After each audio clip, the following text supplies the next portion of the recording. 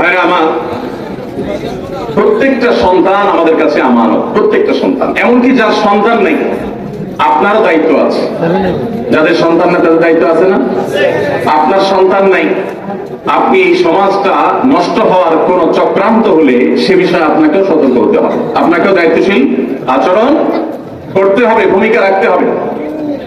আমাদের পাঠ্যপুস্তকে কি আছে না আছে এগুলো জানার জন্য আমি যে সমস্ত বইগুলো নিয়ে, যে সমস্ত শ্রেণীর বই নিয়ে আলাপ আলোচনা অনেক আগে থেকে শুরু হয়েছে, সেগুলো গত বছরগুলো আমি আমার অফিসে সংগ্রহ করেছি, এই বছরগুলো আমি সংগ্রহ করেছি।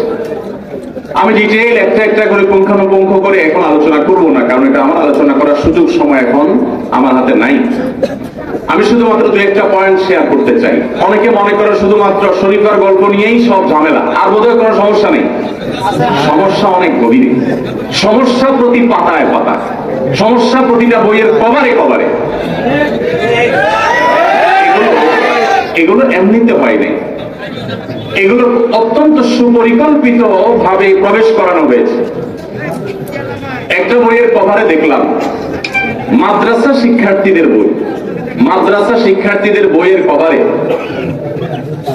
হারমোনিয়াম বাজাচ্ছে সেই ছবি। কয়েকজন শিক্ষার্থী মিলে হারমোনিয়াম বাজাচ্ছে। মাদ্রাসা শিক্ষার্থীরা কি হারমোনিয়াম বাজায়? বাংলাদেশে এরকম কোন মাদ্রাসা একটাও আছে?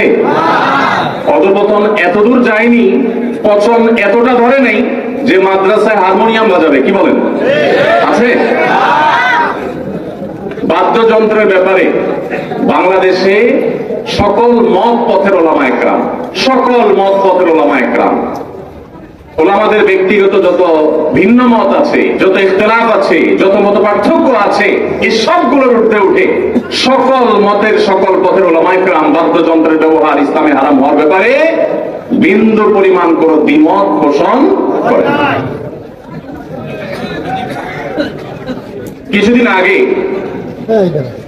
আইআইইউসি চট্টগ্রাম আন্তর্জাতিক বিশ্ববিদ্যালয়ের ওরিয়েন্টেশন প্রোগ্রামে ওরিয়েন্টেশন স্পিকার হিসেবে আমাকে দাওয়াত দেওয়া হয়েছে। তো বিশ্ববিদ্যালয়ের ভিসি মহোদয়, অন্যান্য গুরুত্বপূর্ণ পদে দায়িত্বশীল ব্যক্তিবর্গ, ট্রাস্টি বোর্ডের চেয়ারম্যান, মাননীয় সংসদ সদস্য আরো অনেকে ছিলেন।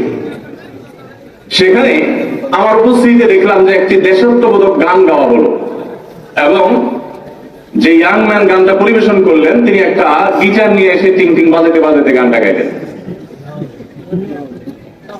তো তার গান বাজানোর শেষে আমার বক্তব্যের পালা আসলো। আমি তখন বলার চেষ্টা করেছি, নাম যখন ইসলামী বিশ্ববিদ্যালয়, চক্ষু লজ্জায় তো মানুষ ইসলামিক বিষয়গুলোকে পালন করে।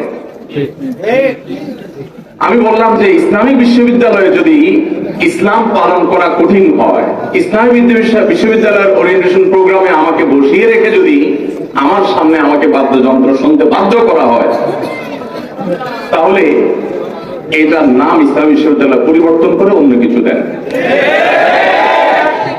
ভাইরা আমার, গত কদিন আগে মূলধারার গণমাধ্যমগুলোতে নিউজ হয়েছে, আমি দেখেছি যে আপনাদের পাশে ইসলামী বিশ্ববিদ্যালয় কুষ্টিয়াতে একজন মেয়ে শিক্ষার্থী, তিনি তার মুখের হিজাব নেকাব খোলেন নাই দেখে তাকে পরীক্ষা দিতে দেওয়া হয়নি। প্রতিষ্ঠান হলো ইসলামী বিশ্ববিদ্যালয়, সেখানে হিজাব নেকাব পড়ার অধিকার। এদেশে বিশ্ববিদ্যালয়ের শিক্ষক কোন আবর্জনার বিরুদ্ধে কথা বললে তার চাকরি চলে যায়।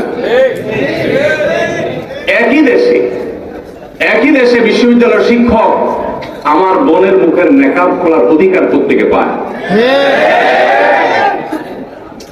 এদেশে পরিকল্পিতভাবে একটা বিশৃঙ্খলা তৈরি করার ষড়যন্ত্র যেন কেউ আছে, তা না হলে একের পরে কি ঘটনাগুলো কেন ঘটবে?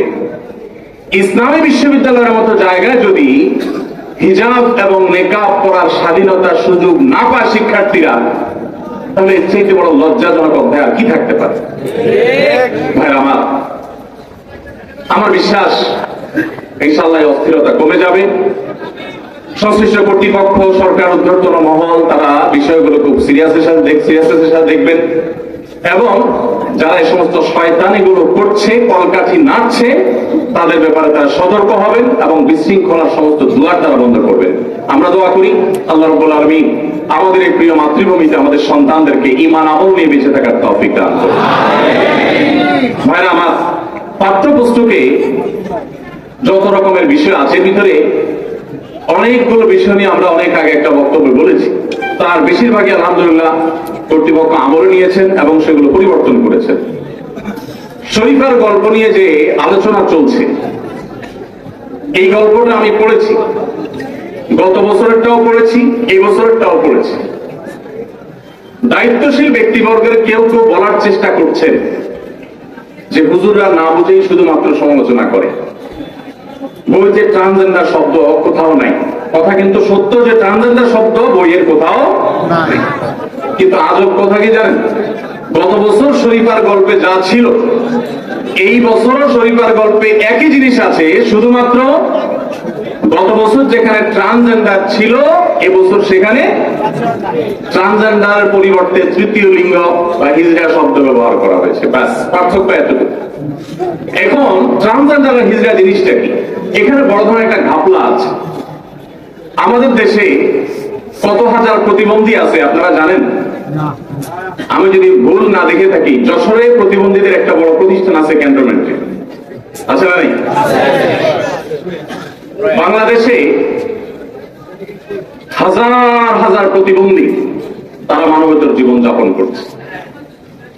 প্রতিবন্ধী হয়েছে, ওই ঘরে মা বাপের ঘুম হারাম হয়ে গেছে। প্রতিবন্ধীদেরকে দিয়ে মা বাপের কষ্টের কোনো শেষ নাই। যে কনকনে শীত পড়ছে, দেশের প্রত্যন্ত অঞ্চলে এখনো বহু মানুষ শীতে কাঁপছে। আসুন্নাহ ফাউন্ডেশন থেকে আমরা এবছর 50,000-এর বেশি শীত বস্ত্র বিতরণের কার্যক্রম আমরা চালাচ্ছি। যশোরে আগামী 2-4 দিন বিতরণ চলমান থাকবে, সারা দেশে চলমান আছে আলহামদুলিল্লাহ। তো যেখানে এদেশে শীতে মানুষ কনকনে শীতে কাঁপে, মানুষের পেটে এখনো ক্ষুধা অনেকের, এবং যে দেশে হাজার হাজার প্রতিবন্ধী স্ট্রাগল করে, তাদের বাবা মা স্ট্রাগল করেন, জীবন সংগ্রামে তারা এক এক সময় ক্লান্ত হয়ে পড়েন, সেই দেশে সমকামিতাকে প্রতিষ্ঠিত করবার জন্য ট্রান্সজেন্ডার শব্দের আড়ালে সে চক্রান্ত চলছে। এই সপ্তাহের শুরুর দিকে আমার অফিসে একজন ট্রান্সজেন্ডার আসছে। এক সপ্তাহ ধরে অফিসে যোগাযোগ করার পর তাকে আসতে দিলাম, আসলো। ইয়াং ছেলে, সে কলেজে পড়ে। এ আল্লাহর বান্দা, অফিসে আসার পর তার কথা শুনলাম আমি। তার কথা শোনার পর আমার নিজেরই চোখের পানি বের হওয়ার উপক্রম। সে কাঁদছে আর বলছে, হুজুর আমি তো ধ্বংস হয়ে গেছি, আমি তো শেষ হয়ে গেছি, আমাকে আপনি উদ্ধার করেন। তার বক্তব্য শোনার পর আমার কাছে মনে হলো যে এই জাতীয় আরো যারা আছেন, যে মানুষগুলো ভুল পথে আছেন, আল্লাহ হয়তো তাদেরকে এক সময় হেদায়েত দান করবেন। তাদের অনেকের শরীরে এরকম সমস্যা আছে যে তিনি আপাদমস্তক পুরুষ, কিন্তু কোন নারীর প্রতি তার আকর্ষণ হয় না। এরকম সমস্যা আছে, বাস্তবিকই, সবই ভণ্ডামি না, কিছু বাস্তবিক বিষয় আছে। এখন কথা হলো তাহলে সমাধান কি? সমাধান হলো ট্রিটমেন্ট করতে হবে। এটা ট্রিটমেন্টের মাধ্যমে সমাধান যোগ্য একটা বিষয়। ট্রিটমেন্ট না করে একজন ছেলে, তিনি ছেলেদের প্রতি আকৃষ্ট হন, সেটাকে সমাজের হিন্দু মুসলিম ধর্ম বর্ণ নির্বিশেষে কোথাও বোঝানো যাবে না। আমাদের সংবিধানে এই সমকামিতার অপরাধ কেউ সংগঠন করলে 2 বছর কারাদণ্ডের শাস্তির কথা বলা আছে। সকল ধর্মে এদেশের সংবিধানে সব বিচারে যেটি নিষিদ্ধ, ঘৃণিত, শুধু আমাদের দেশে না, পশ্চিমা দুনিয়ার মতো বহু দেশে, পশ্চিমা দুনিয়াতে, পশ্চিমা জগতে বাবা মারা অভিভাবকরা রাস্তা বেরিয়ে পড়েছেন এই অসভ্যতার বিরুদ্ধে। রাশিয়ার মতো দেশ, চায়নার মতো দেশ এটাকে জঙ্গিবাদ আখ্যা দিয়ে, সন্ত্রাসবাদ আখ্যা দিয়ে এটাকে বন্ধ করার জন্য তারা ব্যবস্থা গ্রহণ করেছে। সেটাকে দুনিয়ার মানুষ যেহেতু সমকামের নামে গিলবে না, এই জন্য ট্রান্সজেন্ডার নাম দিয়ে এটা গেলানো হচ্ছে। এই ট্রান্সজেন্ডার যে আমার অফিসে আসছিল, সে আমাকে এমন এমন কিছু তথ্য দিয়েছে যেগুলো পাবলিকলি বলা আমার জন্য সহজ না, কঠিন। শুধু একটি পয়েন্ট উল্লেখ করতে চাই, সেটি হলো সে আমাকে বলেছে, হুজুর এমন এমন অ্যাপ মোবাইলে ডেভেলপ করা হয়েছে যে একজন সমকামী সে যে কোনো জায়গায় ওই অ্যাপ অন করে তার আশেপাশে আর কারা কারা আছে না আছে তাদের সাথে কানেকশন করে গুনাহে লিপ্ত হওয়ার পথ সহজ করে দেওয়া হয়েছে। এবং শুধু একটি বলার মতো বললাম, আর বলার মতো নয়, এরকম বহু তথ্য সে আমাকে দিয়েছে এবং সে দেখিয়েছে আমাকে হাতে কলমে আমার কাছে প্রমাণ হাজির করেছে যে হুজুর এটা চলছে। তো এই যে একটা অসভ্যতা, এই যে একটা নোংরামো, এটাকে হিজড়ার নামে, সরি হিজড়াদেরকে এই ট্রান্সজেন্ডারের নামে এটাকে গুলিয়ে ফেলা হচ্ছে এবং সাধারণ মানুষকে খুব সহজে বোঝায় ফেলতেছে যে হুজুররা বুঝতেছে না, আরে যে হিজড়া সেটাই তো ট্রান্সজেন্ডার, তো হিজড়াদের অধিকারের ব্যাপারে তো হুজুররাও সোচ্চার। আপনারা জেনে অবাক হবেন, বাংলাদেশে হিজড়াদের প্রতিষ্ঠিত করবার জন্য যারা সবার আগে এগিয়ে এসেছে তাদের নামকে দেশের আলেম সমাজ।